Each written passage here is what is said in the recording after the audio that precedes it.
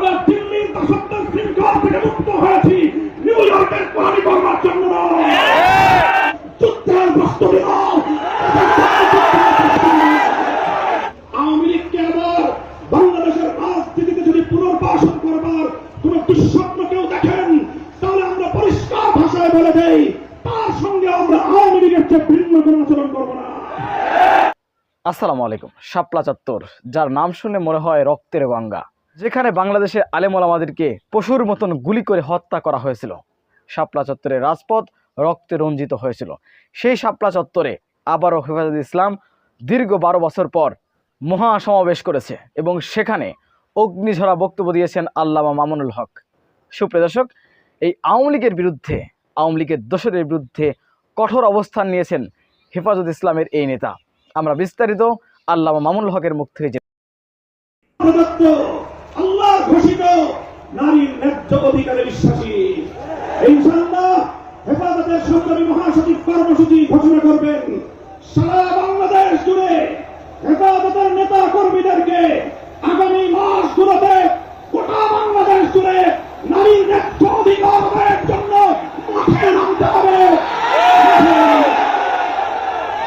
আমরা পরিষ্কার ভাষায় বলি, বাংলাদেশের স্বাধীনতার 53 বছরের মাথায় এসে সংবিধান সহ রাষ্ট্রের ব্যাপক সংস্কার কার্যক্রম শুরু হয়েছে। এই সংস্কার কার্যক্রম চলাকালীন সময়ে বহুত্ববাদের মতো এই বিতর্কিত একত্ববাদ বিরোধী কোন কনসেপ্ট বাংলার মানুষ গ্রহণ করবে না। আমরা সংবিধানে আল্লাহর উপর অবিচল আস্থা এবং বিশ্বাসকে পুনর্বহালের দাবি করেছি। এই দাবি বাস্তবায়নের জন্য আগামী দিনে হেফাজতে ইসলাম বাংলাদেশ কঠোর কোন সিদ্ধান্ত নিতে হলে হেফাজত সেই সিদ্ধান্ত নেবে ইনশাআল্লাহ। আমরা পরিষ্কার ভাষায় বলি, ডক্টর ইউনূস সাহেবের সাথে হেফাজতের কেন্দ্রীয় নেতৃবৃন্দ অনেকবার সাক্ষাৎ করে বিনয়ের সঙ্গে আবেদন করেছি, আমাদের বিরুদ্ধে ফ্যাসিবাদী আমলে দায়েরকৃত মিথ্যা মামলাগুলো প্রত্যাহার করেন। কিন্তু কেন যেন মনে হচ্ছে আমাদের সোজা আঙ্গুলে বুঝি কি উঠবে না। প্রফেসর ডক্টর ইউনূস সাহেব, আপনি কি সে কথা ভুলে গিয়েছেন? এই সেদিন আদালতের পাড়ায় আপনি আমাদের সঙ্গে পাড়ায় পাড়ায় ঘুরতেন, আদালতের অলিতে গলিতে ঘুরতেন। আমরা পরিষ্কার ভাষায় বলছি, আগামী 2 মাসের মধ্যে যদি হেফাজতে ইসলামের বিরুদ্ধে দায়েরকৃত মামলাগুলো প্রত্যাহার না হয়, হেফাজতে ইসলাম বাংলাদেশ সে মামলা বাতিল করার জন্য যা করতে হয় তাই করবে।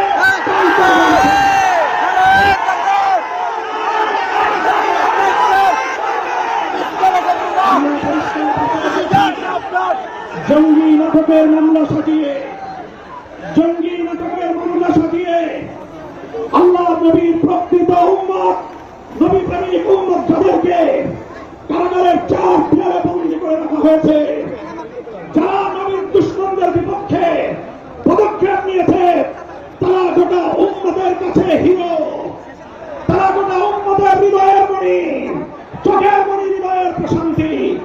সেই সকল কারাবন্দী মজলুম নবী প্রেমিকদেরকে অবিলম্বে মুক্তি প্রদান করতে হবে। আমরা বলছি, আমরা ফিলিস্তিন ইস্যুতে গাজাবাসীর পক্ষে, জায়নবাদী ইসরায়েলের আক্রমণ এবং গণহত্যার বিরুদ্ধে গোটা বিশ্ববাসীর সঙ্গে আমরা সহমত। বাংলাদেশের মাননীয় সরকার প্রধান উপদেষ্টাকে আমরা বলি, আপনি আন্তর্জাতিক ব্যক্তিত্ব, বিশ্ব অঙ্গনে আপনি গাজাবাসীর পক্ষে ভূমিকা পালন করুন। সারা দুনিয়ার মানুষ গাজাবাসীর পক্ষে দাঁড়িয়েছে, শুধু এই সবুজ বাংলার তত্ত্ব থেকে আমরা সংহতি জানিয়েছি। কিন্তু আমাদের একটি আরো বড় দায়িত্ব এবং কর্তব্য দাঁড়িয়েছে আজ আমাদের প্রতিবেশী রাষ্ট্র ভারতের মুসলমানদের পক্ষে আওয়াজ উচ্চারণ করা, তাদের পাশে দাঁড়ানো। মুসলমানদের নিপীড়িত জনপদ, রক্তস্নাত ভূস্বর্গ কাশ্মীরকে আজ গুজরাটের পাশায় একটি মহকে পরিণত করেছে। বিতর্কিত আইন সংশোধনী বিল 2025 পাস করে শত শত বছর ধরে মুসলমানদের ব্যক্তিগত এবং তাদের যে প্রপার্টি উন্নয়নের জন্য ওয়াকফ করা হয়েছে, মসজিদ, মাদ্রাসা, কবরস্থান সহ ধর্মীয় কাজের জন্য সেই ওয়াকফ সম্পত্তিতে সেই ভারতের হিন্দুত্ববাদী সরকার লক বসাতে চায়, আঙুল বসাতে চায়, সে আঙুল আমরা ভেঙে গুড়িয়ে দেবো ইনশাআল্লাহ। গণসমুদ্র থেকে আমি ভারতের নিপীড়িত নির্যাতিত মজলুম মুসলমানদেরকে আহ্বান জানিয়ে তাদেরকে আমরা আশ্বস্ত করতে চাই, ভারত জুড়ে তোমরা নরেন্দ্র মোদীর বিরুদ্ধে আন্দোলন গড়ে তোলো। তোমরা সকল নিপীড়ন বন্ধ করার জন্য মাঠে নেমে আসো। সীমান্তের এপার থেকে বাংলার 18 কোটি মানুষ তোমাদের সঙ্গে সংগঠিত হবে ইনশাআল্লাহ। জাতীয় বন্ধুগণ, প্রফেসর ডক্টর ইউনূস সাহেব এবং অন্তর্বর্তীকালীন সরকারকে আমরা একটা বার্তা দিয়ে দিতে চাই। মনে রাখবেন, 71 সালে এদেশের মুক্তিযোদ্ধারা বলেছিল আমরা দিল্লির গোলামি জিঞ্জির ছিন্ন করেছি, দিল্লির গোলামি করবার জন্য নয়।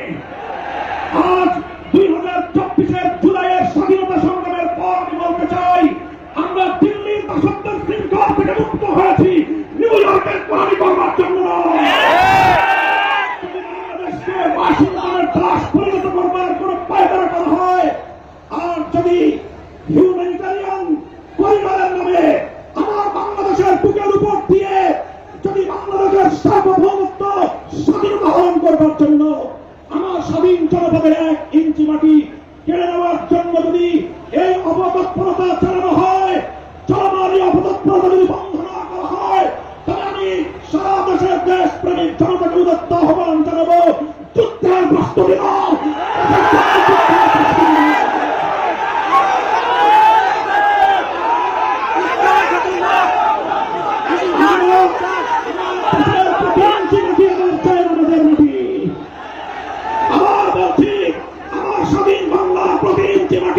আমার পবিত্র চায় আমাদের মাটি। দিল্লি বা ওয়াশিংটন, পিকিং বা মস্কো যারা এই মাটির দিকে চোখ তুলে তাকাবে, আমরা তাদের বিরুদ্ধে বারুদ হয়ে মাঠে নামবো ইনশাআল্লাহ। জাতীয় বন্ধুগণ, ফ্যাসিবাদী আওয়ামী লীগকে সন্ত্রাসী সংগঠন হিসেবে ঘোষণা করবার যে দাবি জানানো হয়েছে, মনে করবেন না এটা আমাদের দুর্বল কোন দাবি। আমরা 2013 সালে ফ্যাসিবাদী আওয়ামী লীগের বুলেটের আঘাতে রক্তাক্ত হয়েছি। 2021 সালে আমাদেরকে হত্যা করেছে, বছরের পর বছর বিনা বিচারে আমাদেরকে কারারুদ্ধ করে রেখেছে। সেই সন্ত্রাসী সংগঠন আওয়ামী লীগকে আবার বাংলাদেশের রাজনীতিতে যদি পুনর্বাসন করবার কোন দুঃস্বপ্ন কেউ দেখেন, তাহলে আমরা পরিষ্কার ভাষায় বলে দেই, তার সঙ্গে আমরা আওয়ামী লীগের চেয়ে ভিন্ন কোন আচরণ করবো না। শেখ হাসিনা গিয়েছে যেই পথে, আওয়ামী লীগের দালালরাও যাবে সেই পথে। কোন রাজনৈতিক দল অথবা সরকারের মধ্যে ঘাটতি মেরে বসে থাকা ফ্যাসিবাদের কোন দোষর যদি বাংলার রাজনীতিতে এই ফ্যাসিবাদী শক্তিকে পুনর্বাসিত করবার পায়তারা চালায়, তাদের সঙ্গে আমরা লড়াই করবো ইনশাআল্লাহ। জাতীয় বন্ধুগণ, সর্বশেষ আমাদের কথা বলে শাপলা শহীদ যারা শাহাদাত বরণ করেছেন, ইনশাআল্লাহ হেফাজতে ইসলাম বাংলাদেশ প্রতিটি শহীদ পরিবারের পাশে দাঁড়িয়েছে। শাপলার সকল শহীদদের পরিচয়গুলো যতটুকু সম্ভব ফ্যাসিবাদী আমলে অধিকাংশ বীর শহীদদের লাশ গুম করা হয়েছে, লাওয়ারিস হিসেবে তাদেরকে দাফন করা হয়েছে। সরকারের তৎকালীন গোয়েন্দা সংস্থার কাছে যদি তার কোনো তথ্য থেকে থাকে, আমি বর্তমান সরকারের কাছে দাবি জানাবো, আমার শাপলা চত্বরের বেওয়ারিশ হিসেবে দাফন হওয়া প্রতিটি লাশ, গুম হওয়া প্রতিটি শহীদের তথ্য উদ্ঘাটন করতে হবে, জাতির কাছে প্রকাশ করতে হবে। এর বাইরে গোটা বাংলাদেশে যতজন বীর শহীদান রয়েছেন, প্রত্যেক শহীদের পরিবারের সঙ্গে যোগাযোগ করে আমাদের সর্বশেষ ভেরিফিকেশন এবং যাচাইয়ের কাজ চলছে। ইনশাআল্লাহ আমরা শাপলার রক্তে রঞ্জিত এই মে মাসের মধ্যে হেফাজতে ইসলামের পক্ষ থেকে আমাদের ভেরিফাইড সেই সকল বীর জাতীয় শহীদদের পরিচয় এবং তাদের গৌরবগাথা ইতিহাস জাতির সামনে আমরা তুলে ধরবো ইনশাআল্লাহ। সেই সকল রক্তের শাপলা বীর শহীদদের স্মৃতি বিজড়িত ইমামের দুর্দমনীয় কাফেলা, শাপলা চত্বরের শহীদি কাফেলা হেফাজতে ইসলাম বাংলাদেশকে আমি আজ বাংলাদেশের স্বাধীনতার অতন্দ্র প্রহরী হিসেবে ঘোষণা করতে চাই। আমরা বলতে চাই, বাংলাদেশের ইসলাম এবং স্বাধীনতা এক সূত্রে গাথা। বাংলাদেশের ইসলাম এবং স্বাধীনতা এক সূত্রে গাথা। যারা বাংলাদেশে ইসলামের উপর আঘাত করে, তারাই স্বাধীনতার দুশ্মন, তারাই স্বাধীনতার শত্রু। আগামী দিনে দেশ এবং ইসলাম স্বাধীনতার এই শত্রুদেরকে যেখানেই পাওয়া যাবে সেখানেই প্রতিহত করতে হবে, সেখানেই প্রতিহত করতে থাকে। যদি এর জন্য আমাদেরকে আরো জীবন দিতে হয়, যদি এর জন্য আমাদেরকে আরো রক্ত দিতে হয়, আরো ত্যাগের কোরবানি স্বীকার করতে হয়, যদি আরো বড় করে নজরানা পেশ করতে হয়, শাহাদাতের রক্ত দেওয়ার জন্য, জীবন বিপন্ন করে দেশ এবং ইসলামকে রক্ষা করার জন্য আল্লামা বাবু নগরীর হাতে শপথ গ্রহণ করতে কারা কারা প্রস্তুত আছে?